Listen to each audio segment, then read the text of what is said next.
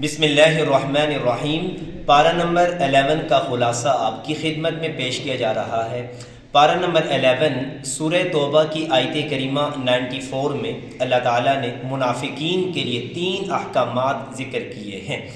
پہلا حکم یہ کہ عذر نہ بناؤ، بہانے نہ بناؤ۔ دوسرا حکم یہ ذکر کیا کہ اے نبی صلی اللہ علیہ وسلم آپ ان سے اعراض کیجئے، آپ کو ان کی پرواہ نہیں کرنی ہے۔ اور تیسرا منافقین کے لیے حکم ذکر کیا کہ منافقین اب یہ قسمیں کھائیں گے کہ اے نبی صلی اللہ علیہ وسلم آپ کو اور ایمان والوں کو قسمیں کھا کر راضی کریں گے، تو اس کے بارے میں یہ حکم دیا جا رہا ہے۔ اور اسی طرح سورہ توبہ آیت کریمہ 100 آیت کریمہ میں اللہ تعالیٰ نے صحابہ کرام کے بارے میں ذکر کیا کہ پیارے نبی کریم محمد الرسول اللہ صلی اللہ علیہ وسلم پر ایمان لانے والی جماعت حضرات صحابہ کرام سب کے ساتھ اللہ تعالیٰ نے اپنی رضامندی کا اعلان کیا ہے۔ اور اسی طرح سورہ حدید میں اللہ تعالیٰ نے سب صحابہ کرام کے ساتھ جنتی ہونے کا اعلان کیا ہے، اور یہ صحابی ہونا ایک بہت بڑا احساس ہے۔ اسی طرح اللہ تعالیٰ نے آیت کریمہ یہاں پر ہے 102، تیسرا یہ ٹاپک ذکر کیا کہ وہ صحابہ، وہ ایمان والے کہ جو غزوہ تبوک میں شریک نہیں ہو سکے، ان کی توبہ کا ذکر کیا جا رہا ہے۔ وہ ایمان والے مخلص صحابہ تھے، وہ 7 ایمان والے مخلصین صحابہ کی توبہ کا اللہ تعالیٰ نے ذکر کیا ہے۔ پھر اس کے بعد آیت کریمہ 107 میں اللہ تعالیٰ نے مسجد ضرار کا ذکر کیا۔ پیارے نبی صلی اللہ علیہ وسلم جب مدینہ سے غزوہ تبوک کے سفر پر جا رہے تھے تو منافقین نے یہ سازش کی کہ مدینہ سٹی میں ایک مسجد کے نام پر ایک جگہ بنائی۔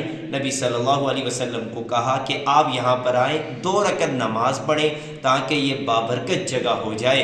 آپ صلی اللہ علیہ وسلم نے فرمایا کہ ابھی وقت نہیں ہے، ابھی سفر پہ ہوں تو واپسی پہ آ کے پڑھ لوں گا۔ نبی صلی اللہ علیہ وسلم جب واپس تشریف لائے، اللہ نے جبرائیل علیہ السلام کے ذریعے یہ بتا دیا وحی کے ذریعے کہ یہ منافقین کی مسجد، اور یہ مسجد کے نام پر مسلمانوں اور ایمان والوں کے درمیان ایک تفریق اور ایک جدائی ڈالنے کے لیے ایک مرکز بنایا جا رہا ہے۔ آپ صلی اللہ علیہ وسلم نے صحابہ کرام کو حکم دیا، اس مسجد ضرار نامی جگہ کو گرا دیا ہے۔ پھر اس کے بعد آیت کریمہ 108 آیت کریمہ میں اللہ تعالیٰ نے مسجد قباء کا ذکر کیا۔ پیارے نبی صلی اللہ علیہ وسلم جب مکہ سے مدینہ ہجرت فرمائی تو ایک جگہ قیام کیا، وہاں پر بعد میں ایک مسجد کی جو بنیاد رکھی نبی صلی اللہ علیہ وسلم نے، وہ مسجد قباء ہے، اسلام کی فرسٹ مسجد ہے۔ آج بھی 2 رکعت نماز نفل کا ثواب قبول کیے ہوئے عمرے کے برابر اجر و ثواب دیا جاتا ہے۔ پھر اس کے بعد اللہ تعالیٰ نے 118 آیت کریمہ میں ان مخلصین 3 صحابہ کی توبہ کا ذکر کیا کہ جو غزوہ تبوک میں نہیں جا سکے ہیں۔ ایک صحابی رسول کا نام ہے کعب بن مالک، دوسرے کا نام ہے مرارہ بن ربیع، اور تیسرے صحابی کا نام ہے ہلال بن امیہ۔ ان تینوں صحابہ مخلص صحابہ تھے، ان کی توبہ کا ذکر اللہ تعالیٰ نے قرآن کریم میں ذکر کیا ہے۔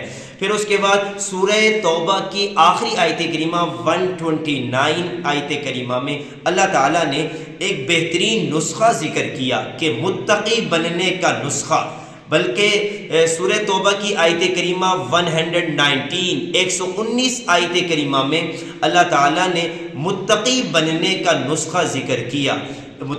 کیسے متقی بنا جائے اللہ تعالیٰ نے بتا دیا، یا ایھا الذین آمنوا اتقوا اللہ وکونوا مع الصادقین۔ اگر متقی بننا ہے، اللہ سے ڈرنا ہے، تو سچے لوگوں کا ساتھ دینا ہے، اپنی گیدرنگ، اپنی مجلس سچے لوگوں کے ساتھ کرنی ہے۔ سورہ توبہ کی آیت کریمہ 129 میں اللہ تعالیٰ نے آیت کریمہ میں اللہ تعالیٰ نے غم دور کرنے کا عمل ذکر کیا ہے۔ اگر کوئی شخص غم اور مصائب و الم میں پڑا ہوا مبتلا ہو تو اسے میسج دیا گیا کہ اگر وہ ان کلمات کو پڑھے، حسبی اللہ لا الہ الا هو علیہ توکلت وہو رب العرش العظیم، تو اللہ تعالیٰ اپنے فضل سے اس کے غموں کو دور کر دیں گے۔ اس آیت کریمہ میں ایک اور ٹاپک یہ ذکر کیا کہ پیارے نبی صلی اللہ علیہ وسلم شفیق اور مہربان نبی ہیں۔ سورہ یونس پارہ نمبر 11 میں ہے۔ سورہ یونس اللہ تعالیٰ کے پیغمبر حضرت یونس علیہ السلام کے بارے میں یہ سورت اس نام کے ساتھ منسوب ہے۔ سورہ یونس مکی سورت ہے۔ سورہ یونس کی آیت کریمہ 2 میں اللہ تعالیٰ ایک ٹاپک کو ذکر کر رہے ہیں، مشرکین کے ایک شبہ کا جواب دیا جا رہا ہے۔ اَكَانَ لِلنَّاسِ عَجَبًا أَنْ أَوْحَيْنَا إِلَىٰ رَجُلٍ مِّنْهُمْ، مشرکین یہ کہا کرتے کہ یہ نبی صلی اللہ علیہ وسلم چونکہ بشر انسان ہے تو اس لیے ایمان نہیں لاتے، نبی ایسا ہونا چاہیے، فرشتوں میں سے ہونا چاہیے۔ تو اللہ تعالیٰ نے یہ بتا دیا کہ اگر اللہ اپنے پیغام کو فرشتوں کے ذریعے انسانوں کی ہدایت کے لیے پہنچاتے کہ فرشتے اگر اس مقام و مرتبے پر فائز ہو کر زمین پر تشریف لاتے، لوگوں کو ہدایت کی طرف بلاتے، تو لوگ پھر بھی ہٹ درمی پر قائم رہتے۔ یہ مشرکین کہتے یہ تو نور ہے، یہ تو انسان ہے ہی نہیں ہے۔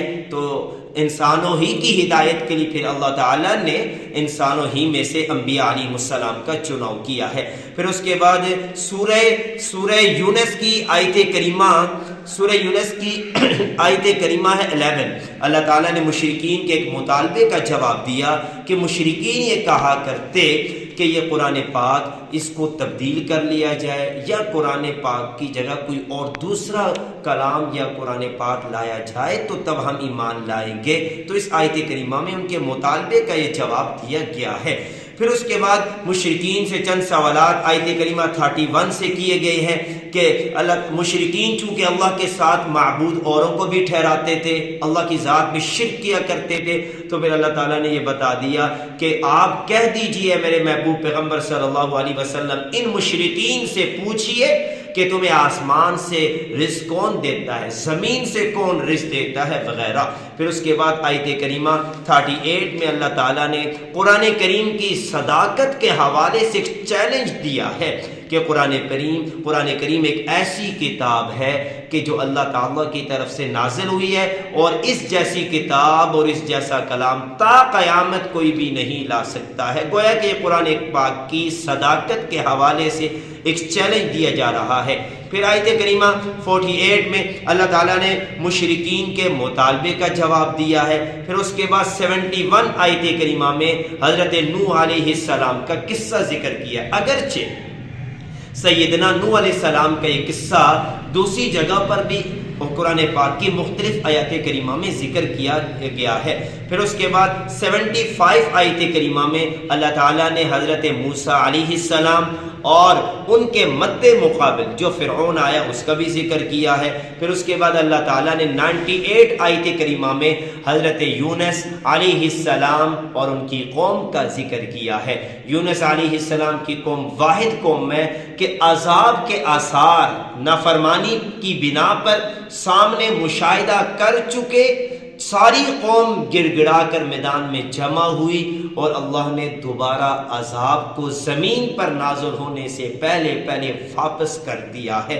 پھر اس کے بعد آیت کریمہ 108 آیت کریمہ میں پیارے نبی کریم صلی اللہ علیہ وسلم کو تسلی دی گئی ہے، اے پیارے محبوب پیغمبر صلی اللہ علیہ وسلم، آپ اللہ کی طرف سے جو فرض منصبی توحید و رسالت کا جو پیغام امت تک، جو بندگان خدا تک پہنچا رہے ہیں، آپ اسی طرح پہنچاتے رہیے، آپ کو کسی کی پرواہ نہیں کرنی چاہیے۔ تو ان انبیاء علیہ السلام اور اسی طرح پیارے نبی صلی اللہ علیہ وسلم کی مبارک زندگی اسوہ حسنہ سے اس امتی کو، ہم میں سے ہر ایک کو یہ میسج ملتا ہے کہ ہم بھی لوگوں کو اچھائیوں کی طرف بلائیں اور برائیوں سے منع کریں۔ ہمیں کسی کی پرواہ نہیں کرنی چاہیے، بھلے کوئی ہماری تعریف کرتا ہے یا بھلے کوئی ہماری بات کی پرواہ نہیں کرتا، ہمیں اللہ اس کے رسول صلی اللہ علیہ وسلم کی تعلیمات پر عمل کرنا چاہیے۔ پارہ نمبر 11 کا خلاصہ آپ کی خدمت میں پیش کیا ہے، نیکسٹ ویڈیو میں پارہ نمبر 12 کا خلاصہ پیش کیا جائے گا۔ اللہ حافظ۔